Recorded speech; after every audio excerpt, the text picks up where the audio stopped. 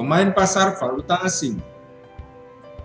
Tidak seperti halnya pada bursa saham tempat para anggota bursa memiliki akses yang sama terhadap harga saham, pasar valuta asing terbagi atas beberapa tingkatan akses. Pada akses tingkat tertinggi adalah pasar uang antar bank atau PUAB yang terdiri dari perusahaan-perusahaan bank investasi besar. Pada PUAB, selisih antara harga penawaran atau harga jual atau AS dan harga permintaan atau harga beli atau bid adalah sangat tipis sekali, bahkan biasanya tidak ada. Dan harga ini hanya berlaku untuk kalangan mereka sendiri yang tidak diketahui oleh pemain valuta asing di luar kelompok mereka.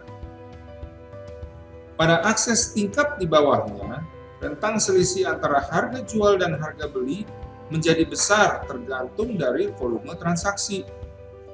Apabila seorang trader dapat menjamin terlaksananya transaksi valuta asing dalam jumlah besar, maka mereka dapat meminta agar selisih nilai jual dan beli diperkecil yang disebut barter spread atau selisih tipis antara harga jual dan beli. Level akses terhadap pasar valuta asing adalah sangat ditentukan oleh ukuran transaksi valuta yang dilakukan. Bank-bank peringkat atas menguasai pasar uang antar bank atau PUAB hingga 53% dari seluruh nilai transaksi.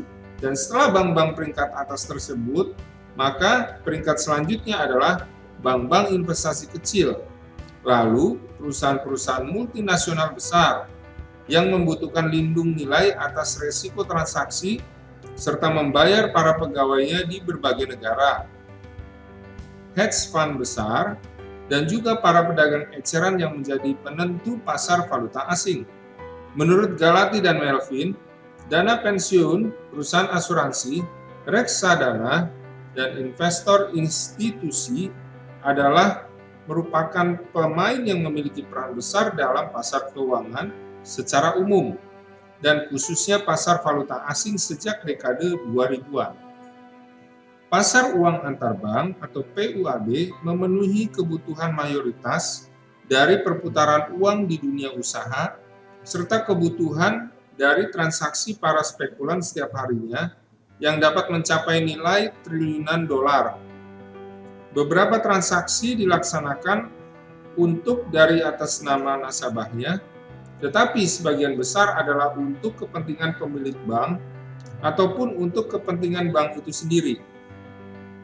Hingga saat ini, pialang valuta asing adalah merupakan pelaku perputaran valuta dalam jumlah yang besar, memfasilitasi perdagangan PUAB, dan mempertemukan penjual dan pembeli untuk upah atau fee yang kecil.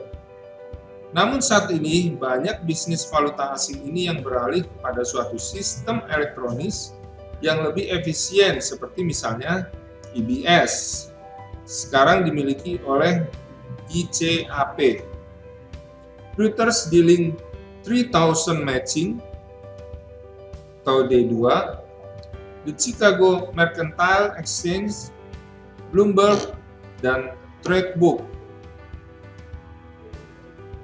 Dunia usaha. Salah satu pemeran pasar valuta asing ini adalah adanya kebutuhan dari aktivitas perusahaan dalam melakukan pembayaran harga barang ataupun jasa dalam mata uang asing.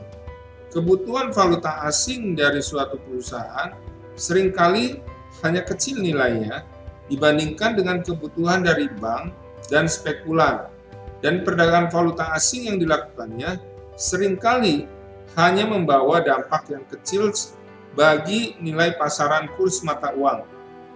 Meskipun demikian, arus perdagangan valuta asing dari perusahaan-perusahaan ini dalam jangka panjangnya merupakan faktor yang penting bagi arah nilai tukar suatu mata uang.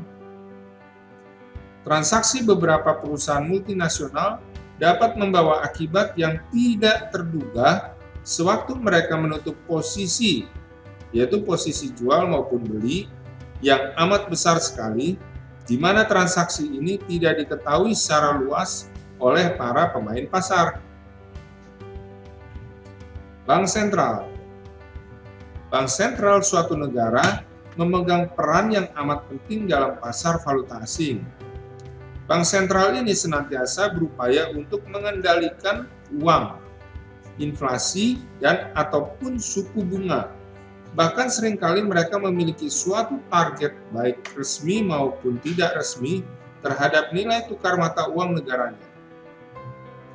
Seringkali bank sentral ini menggunakan cadangan devisanya untuk menstabilkan pasar.